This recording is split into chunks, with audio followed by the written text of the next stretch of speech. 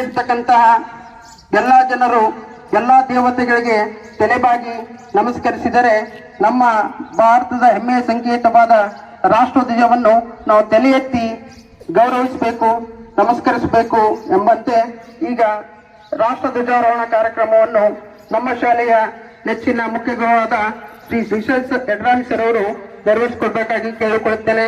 ಎಲ್ಲ ಗಣ್ಯಮಾನ್ಯರು ಅವರಿಗೆ ಸಹಕರಿಸಬೇಕಾಗಿ ಕೇಳಿಕೊಳ್ಳುತ್ತೇನೆ.